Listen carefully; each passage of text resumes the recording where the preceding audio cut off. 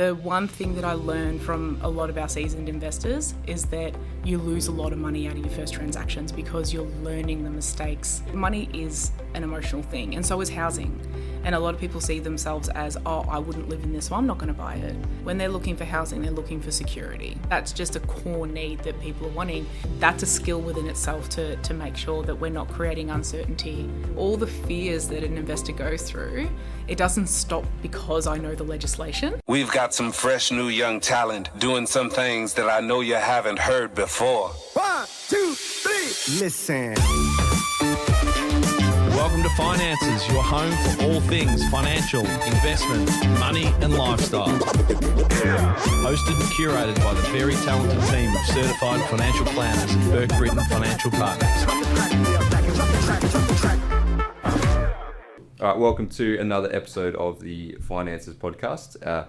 Again, Jay's still away, so Delta and I have been given the control again. So fortunately, Joe's given us another lead into another guest who's going to pretty much make our job really easy today, Delta. Is that correct? That's what I'm hearing. It is, yeah. We're pleased to welcome Anapliotis. Sophie Anapliotis. So that just rolled off the tongue, didn't it? Jeez, great start. Again, we're sort of sticking to the property theme a little bit here. And we've talked a lot with agents, and we've had sort of some other more of buying specialists, but today looking more so at that property management path and how to get the most out of your investment. So we've got Managing Director and Property Investment Specialist from Element Property Network, Sophie. Thank you. Welcome. Thanks for having me. We were talking before, you've done a few of these and you've done a bit of coaching also, so we might get some tips from you afterwards based upon we'll see how we go. I suppose, as always with everyone, we just like to hear a little bit about, I suppose, what got you to this point. So what's your background obviously in property now? I think property for around 15 years, if I've read correctly. So why property? Has it always been property? What got you to here? It was property after I finished high school. It was never, I never really went through high school thinking that I was going to be a property manager. No property manager ever grows up thinking they're going to be a property manager. I'll tell you that right now. It's one of those jobs that you fall into. And when it's been 15 years now, when I started in property management, I was offered a 2IC position in a KFC, really. I was working at KFC during school, and that made me think, what do I actually want to do for the rest of my life? And it wasn't that.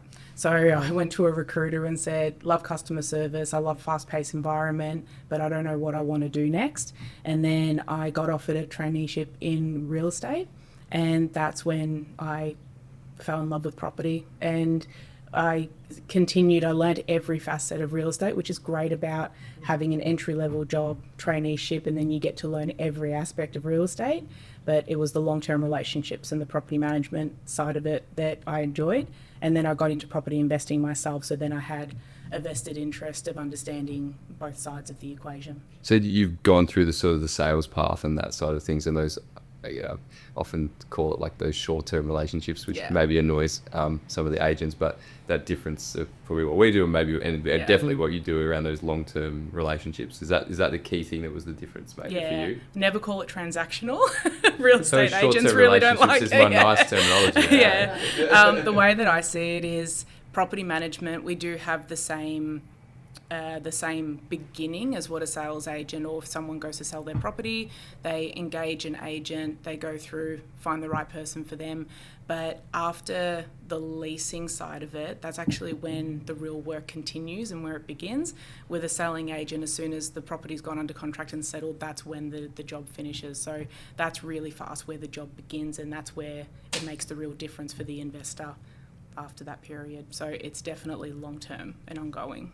Yeah. Did you do sales directly or not? Did you ever get into that? I helped the sales team, running opens, all that sort of thing. But it was that short-term side of it that I was like, that's great, but then what about the ongoing? What are they doing next? And that's the part that I really enjoy about the property management side of it. Even when I was in property management, I then went into business development management, and I liked both of them. So I liked doing a business development, but then I didn't like letting go and going, hey, now this is the person and I'm never going to hear from you again. And that's where property management did both for me. Yeah, so that grounding that you had though along the way in all of those different roles, obviously it really clearly set your mind to what it was that you wanted to do. And as you say, those long-term ongoing relationships, Definitely. must give you a lot of fulfillment. It does. Yeah, after 15 years, you definitely have to enjoy enjoy what you're doing. And there's in every role, there's always going to be things that you don't enjoy. And a lot of that for me is administration, sitting behind a computer. I'm definitely a people person. I love helping. I love, putting strategies together with investors and helping renters. And there's always good and bad with it. A lot of our job now, especially after the residential tenancy changes, a lot of it's compliance, administration, and making sure that everything, as financial planning would be exactly the same. Yeah, I was to say that overlays are pretty much exactly the same as that uplift. And then it's just being about how you manage that efficiently, like technology and things to integrate into it. Like a lot of it is just systems and processes. Yeah. But you've also got to have pretty good systems and processes and still understand what you're trying to do and why you're trying to do it. I think sort of trying to find that balance between them is probably where you feel you can see people do go wrong in that space. And I find that a lot of people are trying to go down the path of being too systems and processes heavy, and it's meant to be there for compliance administration, making sure that we are delivering on the promises that we've kept our clients, but getting on the phone and having that real human conversation is where the real magic happens. I think we try and view it as the more we can use sort of AI and tech and automation, it gives us more time to actually spend with the clients. Like if you can just chew out all this other time it's just labour intensive, not very fulfilling. Automated. I'm very much like you. I'd rather talk to people, talk about ideas rather than fill out pieces of paper. That's what feels such a great team. But also using the tech for them to free everyone up. We like everyone in our team to talk to the clients, because then you all get that feedback and you all get to see what's actually happening. It's not just sitting at the back hiding away punching numbers. I think that's what keeps you doing it for a long time as well, doesn't it? Like I think some people in that sales industry, they love that thrill of the chase, for lack of a better term. But if you actually get to know these people over a long period of time, you've actually become sort of close to them. Oh, in 100%. A nice way. And I've had clients that have gone from buying their first little property for $200,000 and then bought another one and then went to commercial, then went to industrial, then went to running business and then cycled back again, and just seeing that whole journey of them. And then they had kids in between, and you just get to know them and see what they're up to and why they're doing it as well, because it is a financial decision, and but it's not about finances, it's about them wanting to fulfill what they want to do in their lives, and the long-term side of it is the part that I enjoy. What does a normal day look like for you or for the team? Like what would you spend most of your time doing? There's a couple of different areas of property management. The one that the outsider sees is that we're there to collect rent and do an audit inspection every now and then. That's probably about 1% of what we actually do. My role in the business is more the front end of helping investors with pre-purchase support, looking at properties, analysing properties to make sure that they're rent ready, and then also talking them through the property management process, making sure we're the right fit, onboarding them, and then leasing and finding a good renter for them to make sure that they've got an asset that's performing for them and a tenant that loves taking care of the house. And then the day-to-day of property management is very compliance heavy, communication with renters, organising maintenance, making sure that maintenance is actually justified. How do we put it into a plan? How do we make sure we're not spending too much money? There's all that financial side of it as well. Is that the real balancing act between keeping the tenant happy but without sort of just pandering to any requests? 100%. And everyone has different expectations, but also different knowledge of how to handle things. Perfect example, on the weekend, they called and said, I have no hot water. We do have an after hours procedure, and the plumber would have said the same thing, check that your pilot light is on. But if they don't know, then they don't know. And sometimes we'll never get calls because they're handy, they know what they're doing, and then some don't. And there's different language barriers, there's different ways of what you've been exposed to growing up, and we're there just to make sure that we give them as much information as possible to make their lives easier, and also that we're not sending trades out all the time. And there are times where if we are finding that there's a gap of knowledge, we physically go out to the property and meet them there and say, hey, let's actually troubleshoot and go through this. Can we talk a little bit more about your pre-purchase support, Sophie? So, how would someone find find you? What would be sort of the first lead-in point if you're supporting them with pre-purchase inspections and so on?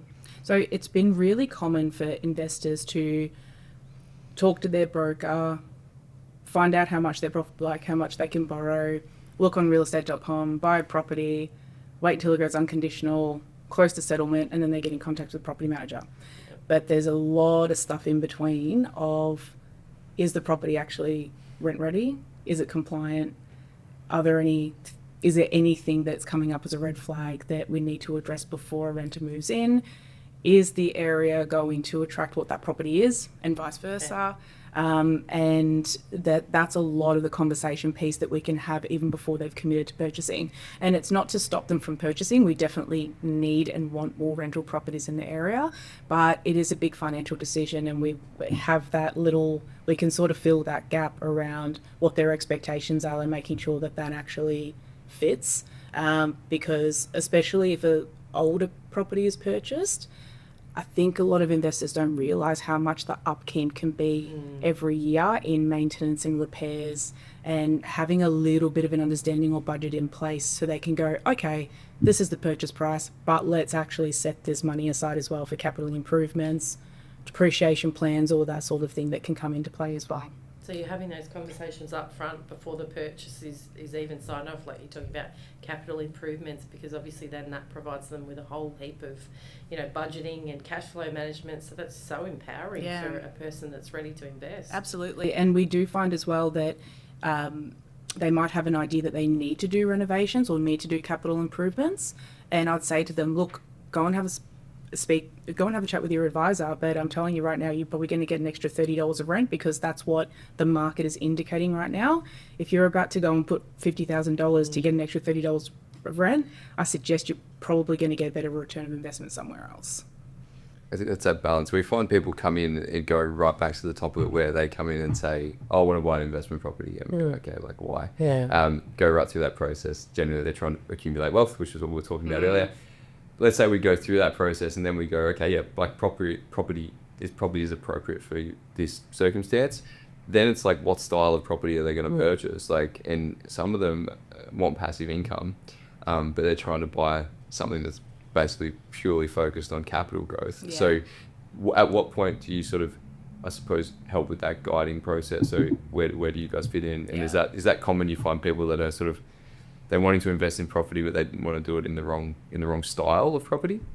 There's a million ways to invest, and even myself, I go through the whole, I want something that's cash flow positive and I want capital improvement. That's the ideal word for everyone, right? It's not too many. And for me, when it comes to the pre-purchase side of it, that's not my role. The role of a buyer's agent or a financial advisor or a specialist in that particular area is there to guide them in that direction. When they come to me, I would expect that they have already a strategy in place and say, we're looking at this, we need a minimum 4% yield, and this is our strategy essentially. And then we map it out and go, all right, based on your purchase price and the return that you need, these are the areas that you could potentially look at. But they're coming in already with some education. The part that we add extra education on is it actually going to rent for that amount? Is there work you need to put into it that you didn't really factor it into your costs? Is it going to attract the renter that you're looking for? What's the turnover rate of renters? So you have to factor in all your letting fees and everything.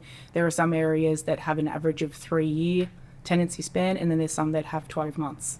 And they're all within a 10-minute radius of each other. So it's good to be armed with that information. So then they go, okay, well, what is the reality of holding this over the next 10 years while I'm waiting for that capital growth to happen, that the strategic partner put that together for me. There's so many layers to it. I see where people have got it wrong, and then they come in and they've got a property and it's like not doing what they want for them, but they had just unrealistic expectations. What they thought they could get rent on it, or what they what they wanted it to do. Like the biggest thing with any investment is you're just gonna need time, like you need duration. So you need to look at it and say, okay, I need to hold this for a decade to get capital growth what's it look like in that decade? What's going to cause me to not be able to hold it? And a lot of people don't really, like, there are some very short runways. What I see, people will expose themselves to heavy levels of risk. Or the other one I see often is where they think they'll reduce their risk exposure by like buying a unit instead of buying maybe like a standalone property, and then they take on less risk and less debt, but it's just not really fit for what they were trying to do. Like they sort of go too far down the spending scale. Like you probably need to spend a reasonably solid amount to get something that's investment sort of grade. Do you see a bit of that? And I suppose units have a purpose too. It's not to say they're not, but they're very, very different. Well, and this where it comes down to their strategy and what they speak about with their accountant, financial advisor, all that. The townhouse market is actually performing better from a yield perspective than what your standard 3-bedroom on a big block is at the moment. But a lot of development, because of population growth, is happening in Geelong. So you've got more seasoned investors that are going, I'm going to essentially forfeit the yield and buy a block because I know that in future I'm going to be able to put the townhouses on it or develop it. Whereas a first-time investor, they may suit having a unit and then having that as their stepping stone to get to the next one, because they're not going to know how to develop a property in the next 5 years. And if they do, the one thing that I learned from a lot of our seasoned investors is that you lose a lot of money out of your first transactions because you're learning the mistakes as you go. It's and it's an expensive way to learn mistakes. It's almost near impossible. Like in today's market, from the numbers we've seen, is that you unless you're like a developer, you're probably not going to make money doing it like an old battle axe block out the back thing. Like it's just not, it just doesn't stack up. But everyone has that dream. Like it's so many people go, big block, Bell Park, got to hold on to it. Well, 2 townhouses. I had a classic one the other week. Great guy. He's got one property already. He's held that for 10 years, good capital growth, and now he's on to his next. And there's always that listening to what other people are doing and hearing how great it is that they've got 10 properties, 11 properties, 12 properties, they're building this portfolio. But there's also that question of, do you actually need that many properties to achieve what you want to achieve? So there was this conversation that I had with him just before the weekend, and he was like, but I don't think I want to cap myself at 2 or 3 properties. And I'm like, then why did you get there with your strategist? Because it sounds like what you want versus what you actually need might be different, and it might be worth revisiting that before we move any forward with this, because I'm not there to give financial advice. I'm there for you to come to me with a clear strategy and go, these are the properties that I want you to assess. Are they going to fit in with the strategy that we've put together? If I'm feeling like there's a little bit of hesitation, or they get caught up in but I want to buy 2 properties at the same time and then have this, and they're going to grow, and you can sort of tell that they're probably they probably might just need a little bit more advice and maybe just take a step back. Or if they're having a look at multiple properties and having me go out to look at multiple properties, I take a step back and I go, I think you need to revisit your accountant, your mortgage broker, your this or that. Or if you're getting too caught up in the analysis of properties and you can't make a decision, contact a buyer's agent. Okay. I was like, trying not to laugh, it's just so common to see that. Like people when they like the over analysis of it as well. Like they're getting caught up in all these micro details. Or on the other side, is it that they heard it in the street, or they say, I reckon property's going to go up in the next 12 months, and you go, that is not enough reason on its own to be pulling the trigger on it. Like maybe it's probably not even a factor. Like it's probably shouldn't even be thought about. Like we always say, like, do you you have your stock take of your own situation, and then you make your plan about what you're trying to achieve. And if there's so many instruments, like we use property for some clients, we use shares for others, we might just use it. They might just need a term deposit. Like, it's got to be fit for purpose. Yeah. And I think, there's a lot of content and a lot of push for people who have got this obsession with just building ridiculous amounts of property wealth, or just not even wealth, like just actually having a heap of them and a lot of debt. But like, what are they trying to do? Like, apart from being able to say they've got 10, like what do you actually have net? If you had to liquidate all of them in a hurry, what would you actually have in your pocket? A lot of them would have very little. No. And the cash flow off them, especially with rates, not that they're that high, but at current levels, you wouldn't see that many that are positively geared if they've got a large portion of debt against Yeah. it. So And then they're like, oh, but we can do that by adding a granny flat. And I'm like, yeah, but then you have to pour another $300,000 into it to increase your yield to 6%. And again, go back and have a chat with your accountant or financial advisor because as a property manager, this is going outside of property management. I learnt this through making the mistakes, through investing, through understanding financial literacy, but I didn't grow up in that either. So it is one of those things that you learn along the way, and you have to take a step back sometimes and go, is this emotion at play, or does this actually fit into what you want to do long term? Because money is an emotional thing, and so is housing. And a lot of people see themselves as, oh, I wouldn't live in this, so I'm not going to buy it. I'm hitting some triggers now. Triggering me. The other thing I find, I'm sure you've had this too, is the people that lived in that house that then becomes an investment, and they always overvalue it from like if they were to sell it, overvalue it from a rental yield, because they see all the benefits, but like they've lived there for a decade or 5 years or whatever. Undervalue. That's true too. I've done that myself. The first property that we lived in, when it converted to a rental, I undervalued it by almost $80 a week. And it wasn't until I took a step back and looked at the data and said, I actually need to look at what this is. And that was almost $100 a week that I would have left in pocket if I was making an emotional decision. I love what you said there though, Sophie, because exactly as you've articulated, you support investors and you're detached and you allow them to make a decision that's not emotion driven. It's what is your goal? Is this investment fit for purpose? Why? I think we talk about, as you know, professionals supporting our clients. That's our superpower, isn't it? It is. But it's also understanding what their long-term goals are, because when it comes to the financial side of it, that's something that they need to work out for themselves. But sometimes they purchase a property knowing that they're going to live in it with their family, or when the kids move out of home and they're looking to downsize. And even if they haven't lived in it, they have an emotionally vested interest in it to make sure that it is well maintained. But I flip it around and go, cool, that's your long-term plan. Let's actually get it ready for when you want to move into it. And then you can treat it as an asset, but you can do those small upgrades. If you want solar, if you want to upgrade it to a ducted heating system, that not only is going to just create great improvement in rent returns for you, but you're getting it ready for that time instead of having to fork out all that money when you move in. You can do it gradually as well. So it's like there's a bit of understanding both sides of it, that there's always going to be emotion at play at some level, and then how to sort of direct that into making it practical decisions, and then how we can support that in the day-to-day. I'm curious to touch on something you said earlier about rental tenancy terms, and some being an average of 12 months in the arrears. Can you give us an idea of why that differentiates so much in like an area that you said is only sort of 10 minutes apart? So what I find is that there's areas that, especially high growth areas, so if we take Armstrong Creek and Mount Denise as example, even Lara, because Lara is now the next greenfield area, a lot of people are moving into the area to look at whether they want to live there long term. So for those areas, it's a until when. So I'm going to rent here until I've purchased a property, until I've decided whether I want to be here long term, until my house is ready, because they might be building. So because they already have the intention of living there, knowing that they're going to leave, it creates a more common churn around 12 to 18 months. And that's all fine and well, as long as it's all factored into it, because what I say to investors is every time that happens, that's more money in our pocket. That's letting fees, that's advertising that goes to realestate.com.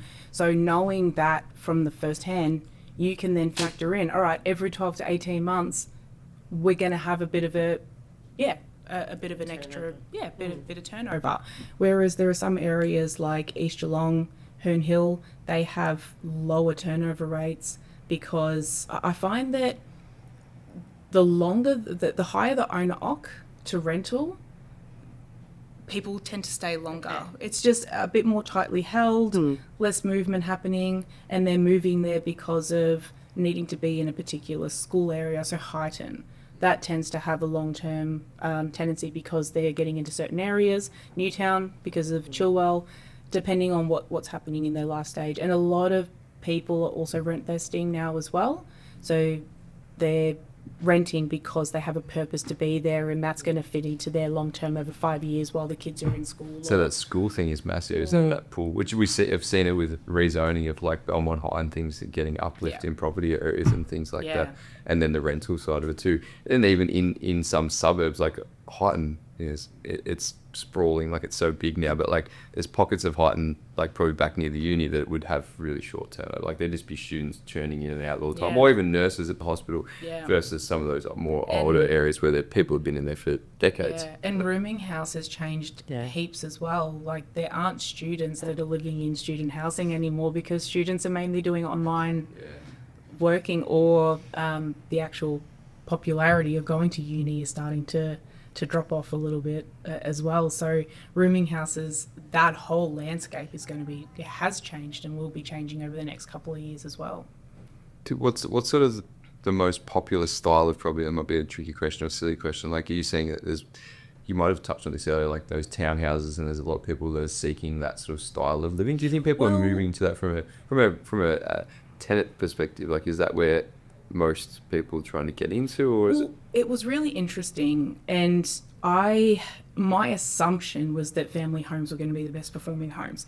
If you get a 5-bedroom home within a 5-kilometre catchment of Geelong, they go off like hotcakes because there is such a shortage of large family homes. So that's one side of it. But I mentioned before about townhouses, that they are yielding and getting better returns. When I found that out, and it's not a huge amount, it's like 500 average for a 3-bedroom home versus a townhouse that's getting 520 to 525 a week. So it's not huge, but I'm like, why would smaller land, no backyard, why would that be performing better? And then when I drilled into the data, over 50% of our rental demographic are childless couples. Yeah. Wow. So they don't need the big backyard. They don't want it. They don't want it. They want low maintenance. Yeah. And it's becoming harder to rent properties unless there's a gardener included, because they're like, we don't want to have to maintain the backyard unless it fits in with they love being in the garden, but it's not happening as much as what it used to now. I wondered if that would be that push. The other thing we've seen, I think we've seen with our clients, is that downsizing generation too, and them pushing to low maintenance. But then those single level townhouses, like they're so rare. Like most of them have popped up 2 levels, which don't suit the oldies. So any of those, like they're crazy. And again, most of them are actually buying it, but there is the odd renter as well, and you see them. The good thing with the renting is they can scale down. It's appropriate to their lifestyle needs as well. And I think people are much more open-minded to that. Some people feel like they'll never be able to afford to buy 2, which is a bit of a negative approach to it, but they sort of accept that it's their fate and they just rent where they want to live too. There's definitely a swing to that. And I think it's a bit of a mindset shift around being able to buy where you want to live versus buying where you can invest and then renting where you can live. And that's where the rent vesting has become really popular. And if it fits your lifestyle to rent there, great, do it. If it's going to cost you more in a mortgage and you do it just because you want to live there, is it really a good decision? Again, it might be long term. That's where you guys come into play, but we're seeing the trend more and more of rent vesting. Random question, this just pops in my mind, is around term of leases. So like, are you seeing that people push for having longer leases, or is it still 12 months is very traditional? Yeah, they're pushing for longer leases because there's been such a change of properties coming on the market. There's been a lot of uncertainty, especially during COVID days when things just absolutely went crazy. We're now back in a normal market, but it's still stayed relatively, like the vacancy rate's still been sitting at 1% for such a long time. And now there's more and more need for security and stability. But because there are some owners that are like, yep, that's absolutely fine, more than happy to. We always like to start off with 12-month leases, especially on the initial tenancy, because you never know like 12 months is a long time.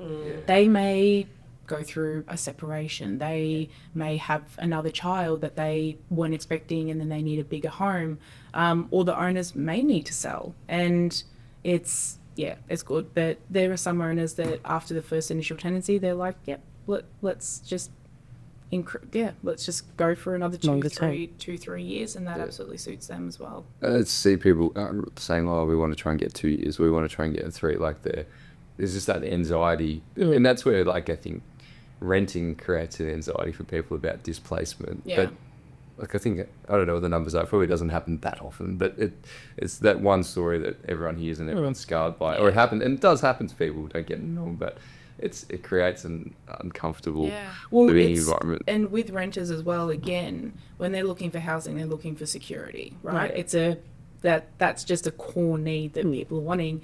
If renters even catch wind that the owners might be selling, it's enough to make it shaky and to go, you know what?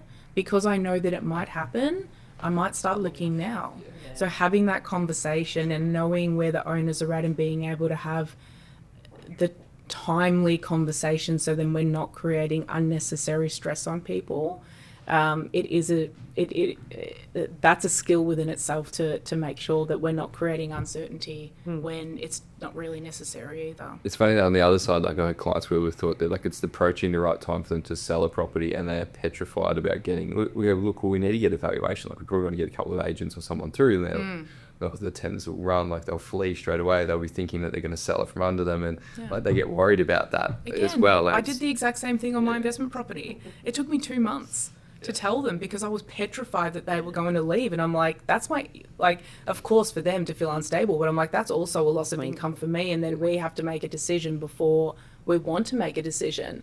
And then when we finally told them, they're like, that's all right, mate, do what you got to do, we'll just start the opens and everything. I'm like, oh, okay, it wasn't. So again, like, all the fears that an investor goes through, it doesn't stop because I know the legislation. Like, all the fears and all the uncertainty is still there. For doesn't matter how much you know about the reality of it. So that's the client with that, like with shares in the market, like, you know, we understand the fundamentals, and the market can go up and down, but when it's going down, like, I still look at my own investments and go, like, I don't like that. Like, you still don't feel great about it. I don't look at my investments at all.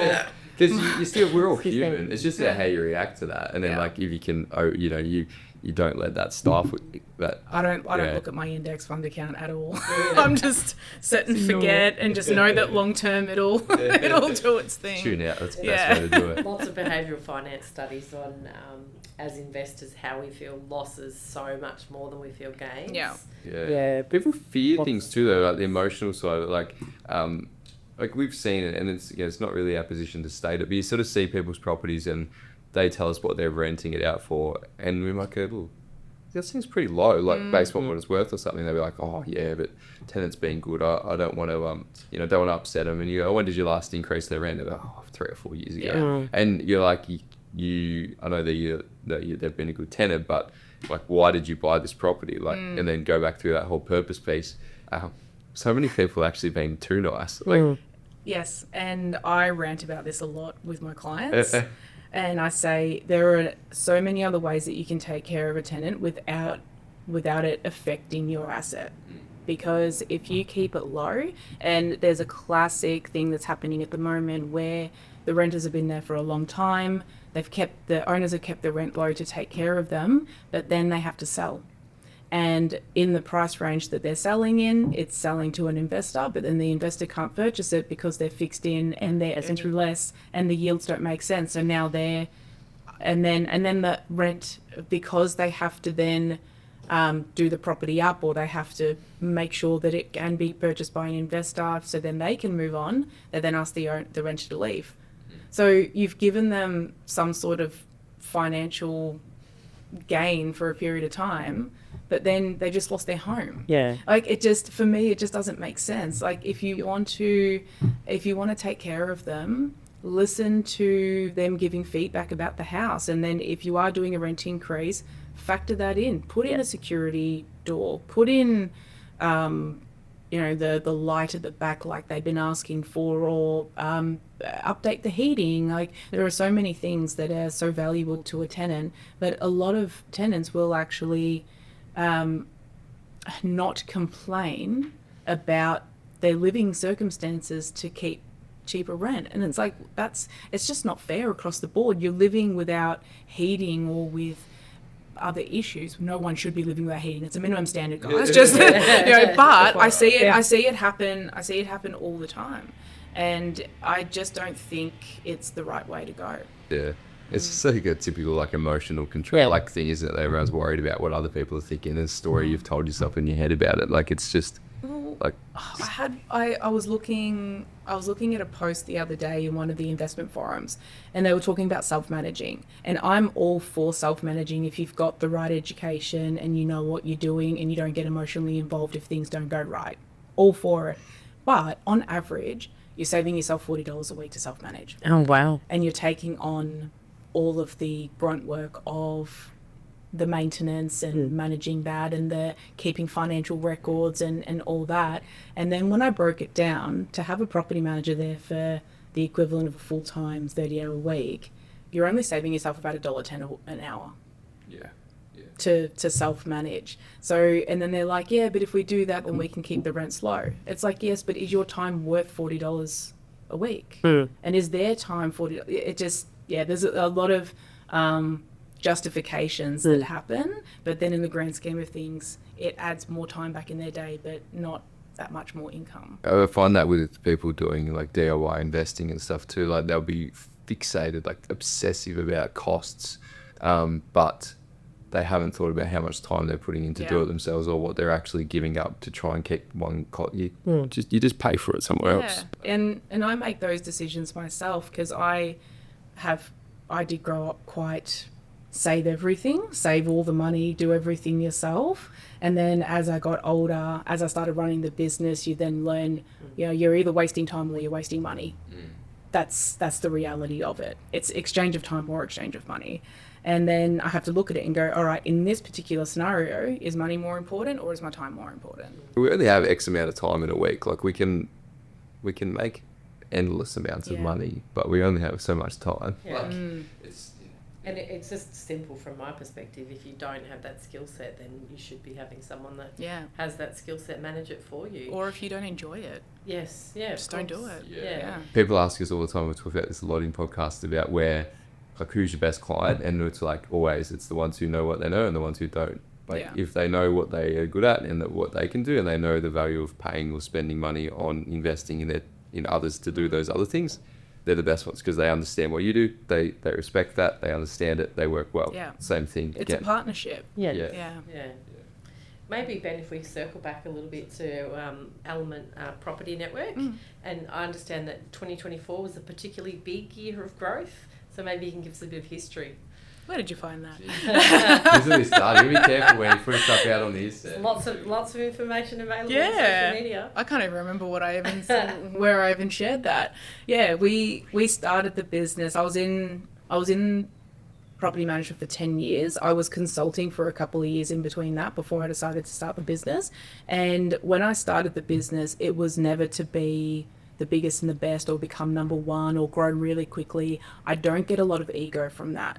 My ego or my confidence comes from making sure that we're delivering on our promises, and that had been my previous experience, and that was one thing that I wanted to change. And again, enhancing the customer relationship with using technology and AI instead of replacing it. And I was finding a lot of that was happening in volume agencies.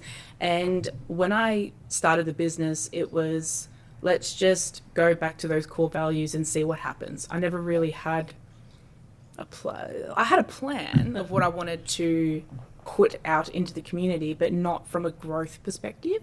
And then that naturally happened, and it just slowly grew for the first 3 years. And then, there was that year where we ended up doubling in a 12-month period. And that's great. Awesome. Great team. Pat on the back. A lot of learning lessons came from that as well as a business owner.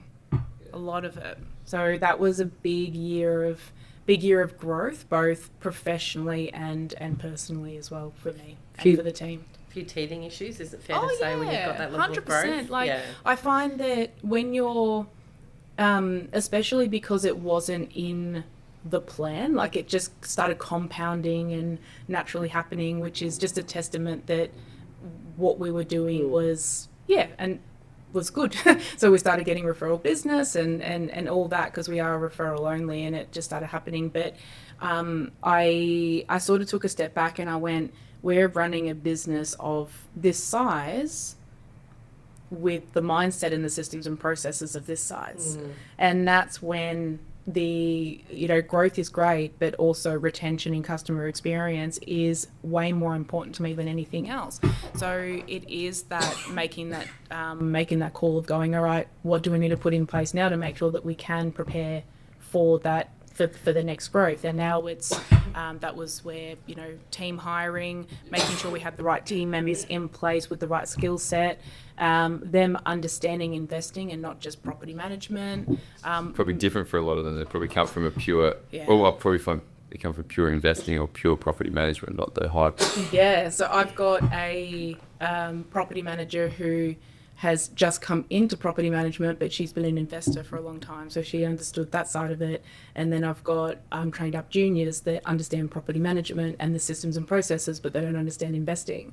And the skill sets and the training that we have to do for both have to be tailored to make sure that it is that our clients are getting what they need as well. And I had to, because I've been a property manager, I'm comfortable in the day-to-day. I had to learn to then be a leader and learn to not be a control freak, learn how to let go, and put those systems and processes in place that it was all consistent. So it's easier said than done. And I think we in this business is a similar thing where, we don't want it to be people-centric. Like, we don't want it to be like that you only deal with me or Delta or Jay or Peter. Like, you have to meet the whole team, and then everyone has to also understand what we're trying to achieve and why, and then actually genuinely believe in that mission as well. Because otherwise there's only so many people you can service as an individual well. Like, even if you get your processes and everything really, really efficient, there's only so much time that you have to meet the level of standard that you want to set as that person. So I think, like you said, you can scale it more. You can have way more people, customers, clients, whatever you want to call them, but you're not going to give them the experience that you actually want. And that's what started it all. And that's where, when it's at the core of it all, we want to make sure that every client feels as special as they did on day one. So that's always at the core of everything we do. So the decisions that we make in the business comes down to, is that the experience that we're giving them? But the way that I first started it is little on me, and then one part-time, to now having a team of 5, and then the skills that I had to learn to make sure that was consistent across the board, and that the clients were also getting that as well. What I imagined the business would look like back then isn't what I imagine now, because I'd never experienced that. So there's so much learning that happens during those periods of growth as well. Question about, I suppose, service area. Like, are you only working around Geelong region, or like Bellarine, or do you do property management and investment advisory like everywhere? Like, what's it look like? We do Geelong, Bellarine, Golden Plains and Surf Coast. So that's our core catchment, like Geelong and sort of 35k. That's my area. I do have a property manager that started in Geelong, lives in Melbourne. And that was something that, again, I didn't expect. And I didn't expect to grow in Melbourne. It's not my core area, but my team member, Amy, covers Melbourne now, and that wasn't in the business plan, but that was in the people, like, that was wanting to retain her, and she's such a great team member that we were like, all right, well, if that's what's going to happen and that's how it's going to naturally grow, then that's absolutely great. But my core area is Geelong. We've got a few out in Ballarat as well. And that was more to do with referrals. So we've got a few out there as well. I think owning those locations, if you're not going to, you find it hard to view. Like, say you've got Amy who's in Melbourne, that she can own that space and she knows it. And even Ballarat, it's not, it's only just down the road. When you're trying to manage properties like all over the country, like, you're starting to lose a bit of touch with. 100%. And I'm very big on local knowledge. But I can't dismiss as well that there are some property managers that have that model. We have out-of-town property managers that we do the on-the-ground stuff for them. Yeah. Okay. So I'm essentially like an extended team member for them, that they can continue to service their client even though they're wherever they want to be. There's merit in that and good on them. It's not really the service that I wanted to do, but I'm glad that they've figured out other ways that they can do it. But when it comes to trades and things like that, you know, knowing the areas, knowing the trades, and that's where the pre-purchase stuff, I can't do pre-purchase in Bendigo because I don't know Bendigo. I don't know the streets that are performing well or that might have a bit of a bad reputation, or this happened here and all that. I definitely think that local matters in this situation. I think the more you spend time with people who really understand local markets, the more you realise it's not just the city, it's not just the suburb, it's literally down to the street, the block, the orientation. Like, you know, you quickly go like, okay, there's a lot to this. Yeah.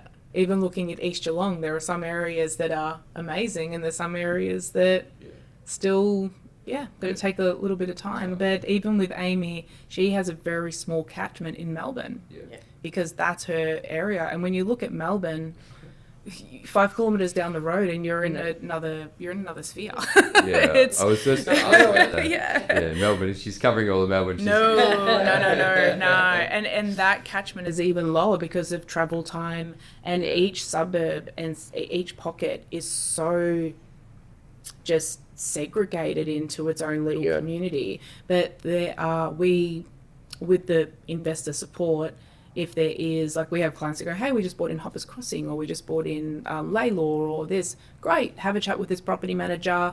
They have the same values, they do what we do, and you're going to have a great experience. So we've got west, north, east, all covered as well. Awesome.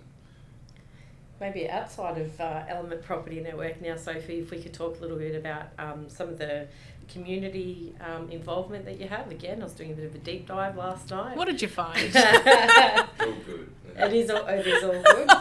So back at the end of last year, there was a program with a donation support to Lifeline. Maybe we could talk a little bit. Yeah, because clearly that's a passion within your business as well. Yeah, mental health and building resilience, especially with younger generation, because mental health is a big area, not only for adults, but it is growing in children as well.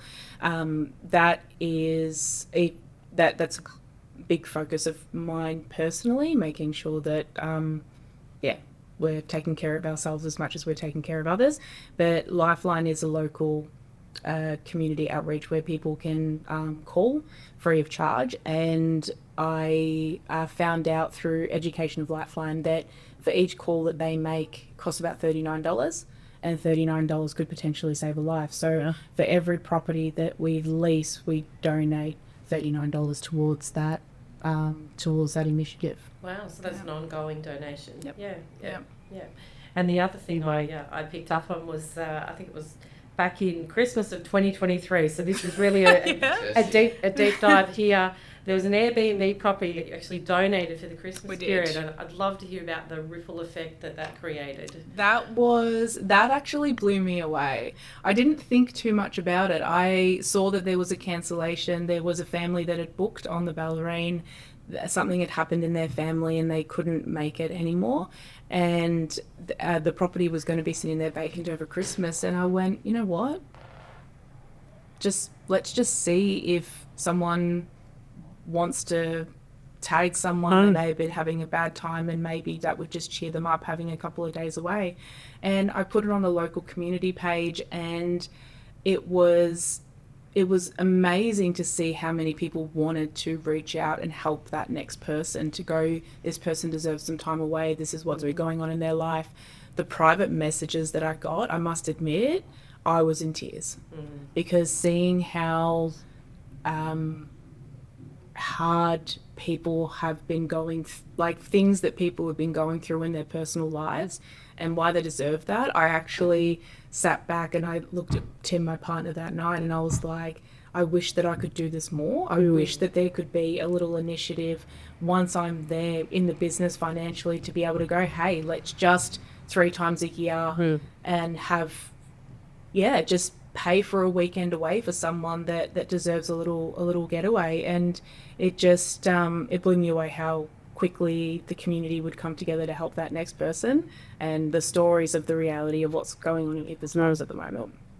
Yeah, well done. It created a very positive ripple effect for lots of people that saw your post. And unfortunately, there's a lot of people out there who there's some terrible situations, and we just sometimes we don't cross paths with that, and sometimes I think, you know, speaking for Dusty a bit, but we often cross paths with some pretty bad stuff, like some people that have been really through unfortunate circumstances, just no fault of their own, you know, whether it's health or otherwise. It's some pretty unfortunate things happen. So to be able to give back to that, and it's hard at that balancing act of making sure you're sort of maintaining yourself first and then helping others as an extension. And reality is we go into people's lives all the time. So we see things and we're exposed to things that we never imagined. So that's where the mental health of the team is super important. It's nothing that touch wood. there's nothing that we've been exposed to that has been really traumatizing in a sense, but we do see a lot of what happens behind closed doors, and we have to make sure that we're educating ourselves on how to pick up a distress situation or domestic violence.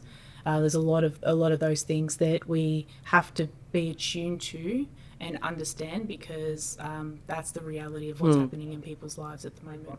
You're going literally into their house, like in those inspections, is pretty privileged position to go into.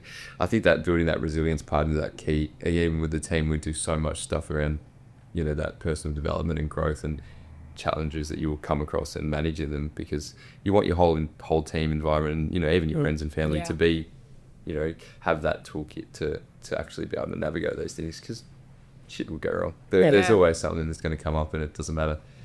You think you're doing the right things, that sometimes it's no fault of yours. No, not at all. Your desks. And that's where having the team and having those transferable skills to be able to support each other. You mentioned before that you can't do it all, and sometimes you can do it all, but sometimes you don't have the capacity to, or the mental capacity to. And if someone's come to work and they're feeling like a 4 out of 10, being able to have that open space where they can say, I'm really, like, something's happened, or there's something going on in my life and I'm really not feeling it today, to be able to step in and help that next person so then they can have the time and space to do what they need to do. We're not robots, and we never will be. We can't just walk into the door and close off everything that's happening. And it is going to affect our performance, and we have to take that into account. Definitely. I think, again, every time we almost have a conversation with someone, we had Shane on the other day, like the same things, same themes coming up for people, and everyone wants to help and do something and be proactive about it. So I suppose to wrap up, how do we find you? What's the best way to find yourself or the team at Element Property Network? Well, we're located down in Newtown, down in Bridge Street near the Belling Sanctuary. You can find us online by Googling Element Property Network, the website, and we're pretty active on social media as well. Awesome. We'll add all those links into the show notes. Anything else from you, Delta? No, I just wanted to thank Sophie for coming on. It's been a really informative session. Thank you. Always good to talk property. I don't know why. It's just like, it's nice. It's good. So thank you again. Thank you.